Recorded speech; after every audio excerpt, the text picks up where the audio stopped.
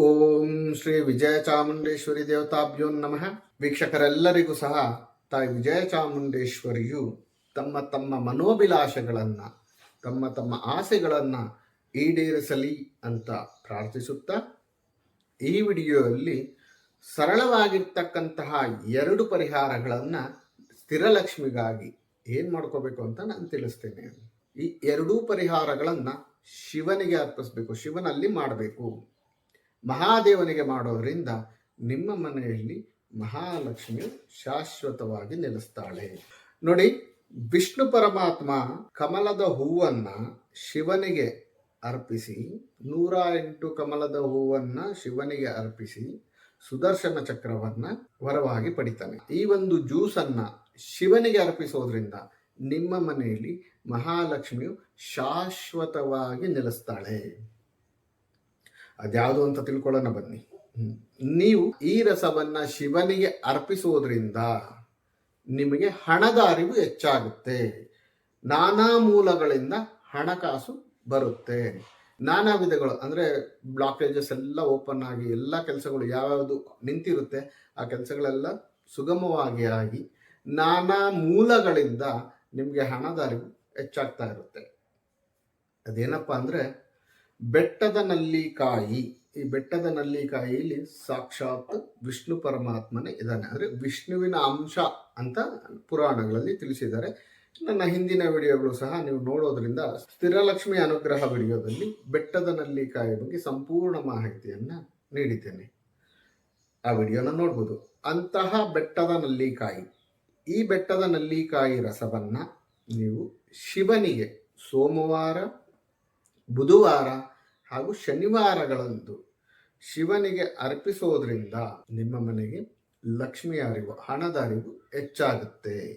ವಿಷ್ಣುವಿನ ಅಂಶ ಇರೋದು ನಲ್ಲಿಕಾಯಿಯಲ್ಲಿ.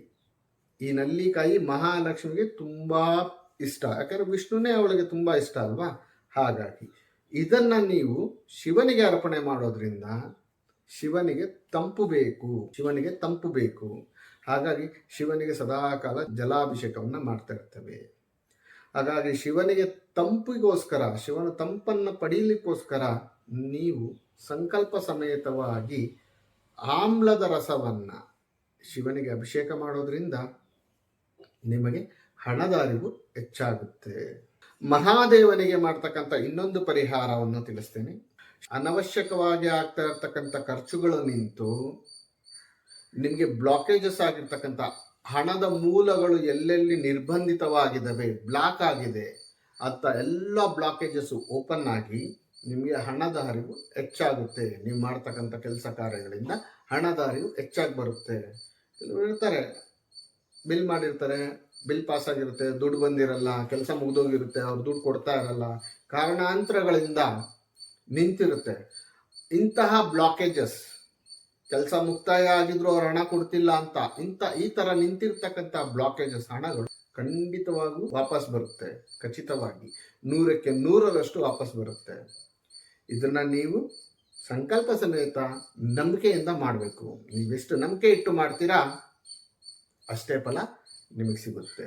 ಶಮಿ ವೃಕ್ಷದ ಬಳಿ ಹೋಗಿ ಶಮಿ ವೃಕ್ಷವನ್ನು ವಂದಿಸುತ್ತಾ ಪ್ರಾರ್ಥನೆ ಮಾಡಿಕೊಂಡು ಶಮಿ ಪತ್ರೆಯನ್ನು ತೆಗೆದುಕೊಂಡು ಬಂದು ಆ ಶಮಿ ಪತ್ರೆಗೆ ಶ್ರೀಗಂಧ ಹಾಗೂ ಕೇಸರಿಯನ್ನು ಲೇಪನ ಮಾಡಿ ಅದನ್ನು ತೆಗೆದುಕೊಂಡು ಹೋಗಿ ಶಿವನಿಗೆ ಅರ್ಪಿಸೋದ್ರಿಂದ ನಿಮಗೆ ಹಣದ ಅರಿವು ಹೆಚ್ಚಾಗುತ್ತೆ.